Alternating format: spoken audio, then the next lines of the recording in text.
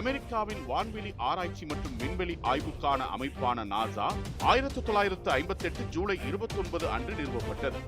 1957ஆம் ஆண்டு Soviet union Sputnik 1 என்ற செயற்கைக்கோளை வெற்றிகரமாக விண்வெளிக்கு அனுப்பியது. இதன் மூலம் மனித இனம் உருவாக்கிய முதல் செயற்கைக்கோள் நிலவெதிரில் சுழன்றது. இது உலகம் முழுவதும் பெரும் ஆச்சரியத்தை ஏற்படுத்தியது. அதே சமயத்தில் அறிவியல் மற்றும் தொழில்நுட்பத்தில் அமெரிக்கா பின்னடைந்து விட்டதா என்ற கேள்வியும் எழுந்தது.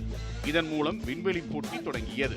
இதற்கு பதிலளிக்க தனது விண்வெளி ஆராய்ச்சி துறையை வலுப்படுத்த வேண்டிய அவசியத்தை அமெரிக்கா உணர்ந்தது. இதையடுத்து 1915 முதல் செயல்பட்டு வந்த NACA அமைப்பை விரிவுபடுத்தி அதன் அடிப்படையில் நாசா உருவாக்கப்பட்டது. நாசாவின் உருவாக்கம் 1958 ஜூலை 29 அன்று அமெரிக்க ஜனாதிபதி ட்வைட் ஐசன்ஹோவர் காலத்தில் கையெழுத்திடப்பட்ட National Aeronautics and Space Act மூலம் நடைமுறைக்கு வந்தது. NACA அமைப்பும் அதன் பணியாளர்களும் வசதிகளும் நாசாவுடன் இணைக்கப்பட்டன. மேலும் பல ராணுவ விண்வெளி திட்டங்களும் நாசாவின் கீழ் வந்தன. இதன் மூலம் விண்வெளி ஆராய்ச்சி, மனிதனை விண்வெளிக்கு அனுப்பும் முயற்சி, செயற்கைக்கோள் திட்டங்கள் மற்றும் தேசிய பாதுகாப்பு சார்ந்த விண்வெளி முயற்சிகள் அனைத்தும் ஒரே அமைப்பின் கீழ் வந்தன. நாசா வெகு வேகமாக பல முன்னேற்றங்களை சாதித்தது.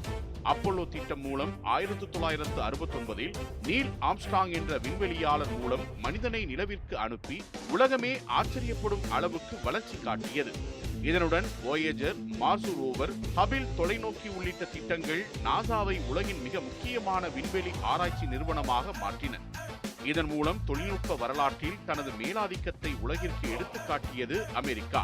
இன்று வரை நாசா அறிவியல் ஆராய்ச்சியில் முன்னணி நிறுவனமாகவும் மனித இனத்தின் விண்வெளி கனவுகளுக்கு வழிகாட்டியாகவும் செயல்பட்டு வருகிறது.